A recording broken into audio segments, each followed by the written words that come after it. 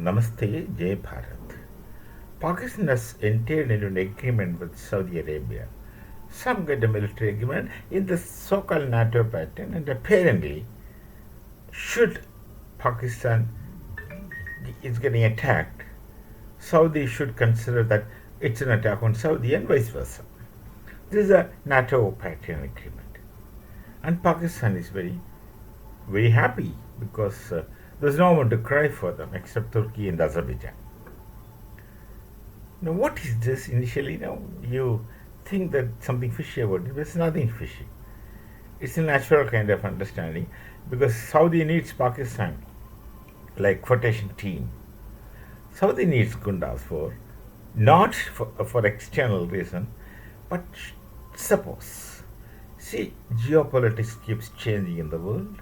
World is changing. Monarchies don't have any guarantee. Even communist authoritarian dictatorship is getting challenged on and often, and kingdoms feel threatened. It's natural. There was an attempt sometime back in Saudi, I think it's in 79. There were some moments about the kingdom. Now, this can happen tomorrow, or rather, this is something which is impending with the way the world goes forward. So there can be a situation in future. Actually it's very interesting. The name Saudi is the name of the family, the royal family, and the entire land is owned by the royal family. We call it the Shahi family in Hindi, royal family, and the royal family is everything. They are the law, rule, etc. Typically kingdoms. See, there's one thing what we should remember. Ideally, it's agreed by every person that benevolent dictatorship is the best pattern of government. There's no question, there's no dispute. The more you think about political philosophy, this one has to agree that benevolent dictatorship is the best form of government. But the problem with the benevolent dictatorship or any dictatorship is that their consistency is unpredictable.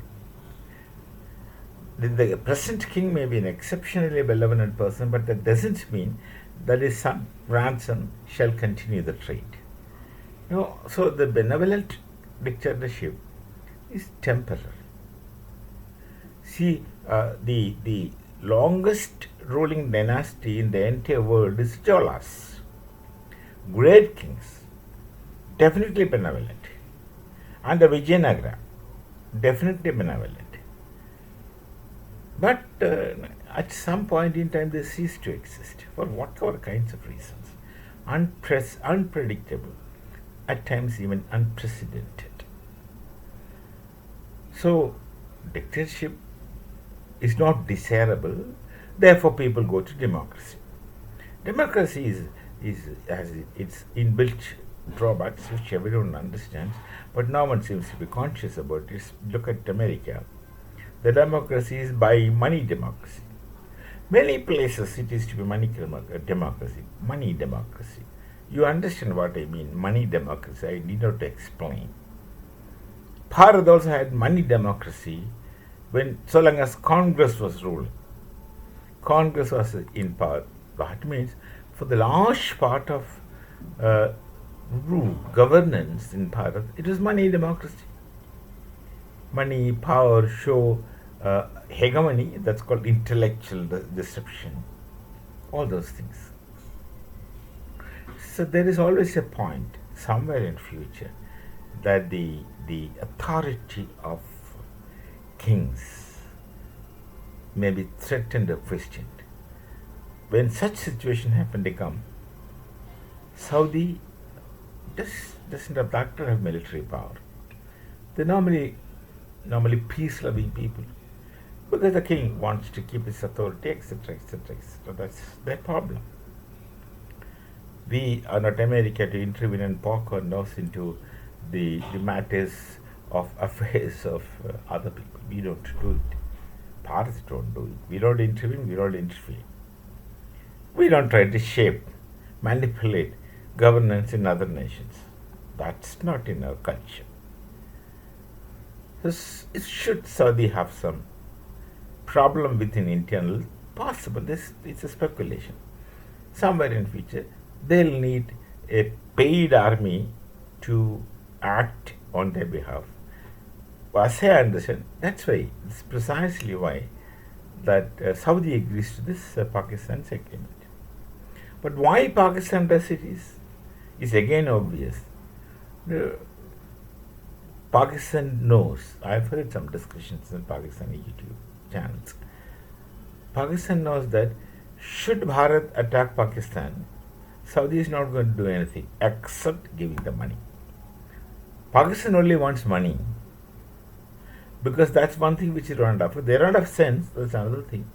They don't have culture, yet another thing. They don't have roots, another obvious things. They are neither here nor there. They have lost all the culture and attitude of this nation, Bharat, which is glorious and most ancient in the world. And they have failed to adopt it, if at all, something from Saudi Arabia. They are incapable of living in the Arab life. Absolutely incapable. They don't have that kind of an ability which the Arab Saudis have. They have definite nobility and understanding and etc. So Pakistan is a hybrid of nonsenses. All the drawbacks of my nation they have carried, and all the drawbacks of Arab world they have adopted. So they are left with a semblance basket full of mistakes which are only the drawbacks of other people, and they keep acquiring drawbacks and negativities from others. That's the situation in Pakistan, which is totally failed to say. So, but they need money desperately. They keep borrowing all over the world. Then their only thing is army, which they project as something formidable, which really is not the case. They claim that they have fighting spirit, which is not the case. Who are you talking about fighting spirit? Hindus. We don't explicitly, arrogantly fight, but then when Hindus come down to fight, they fight in capital letters, which you should know Pakistanis. So this is the situation. So Pakistan, suppose there is Operation Sindoor is not over, it's ongoing. It will again be activated. Pakistan, when if it is necessary, and that time they will go on the basis of this agreement. Fund may be released to Pakistan, money may be given. Otherwise, no Saudi Arab is going to come to Pakistan and fight for their nonsense. So Pakistan wants money. Saudi wants a kind of buffer protection if at all there is something internal. Otherwise, no one is enemy to Saudi Arabia except Iran. But they don't dare attack Saudi Arabia, not likely. They don't have any enemies. Pakistan has only just one enemy, as they claim, as they say. That's us, because they keep begging money from others, and they're getting used as instruments by others. So there's no question of they have any enemy. We are unhappy with Pakistan because they keep disturbing us by sending terrorists. They think that they will become successful, and they don't understand they're wasting their time. We have many other mechanisms and structures that can counter all those things. Why should I don't have to spend time on speaking about it. It's evident. One can understand it for oneself. So this, let's not take it very serious. But with this, there's a possibility. There's a possibility that the terror activities in Pakistan would get increased. And with the increased activities in Pakistan, the army would train terrorists and try their best to send them to Bharat, and then Bharat will give it back to them. It's also possible that there could be surgical strikes from Bharat, not in any conventional manner, but unknown to me, unknown to us, how our Sena will react. But they will react. So there will be unpleasantness because of this accord, because even without anything, Pakistan is to think that they can defeat Bharat. it's not a matter of joke. They genuinely think they can defeat Bharat.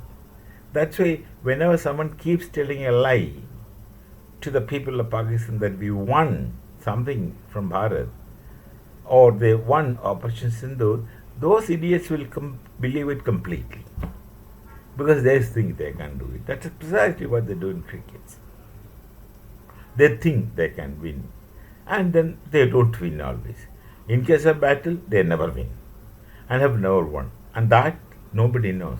As far as they are concerned, they always won the battle. So this hegemony remains in Pakistan and shall continue to be so. So this would increase the terrorist activities. We have to be more careful, more cautious, and we are. That's it. Otherwise, this thing is not going to be anything major in any significant manner. So we shall meet again. Namaste. Jai Bharat, Jai Sri Ram.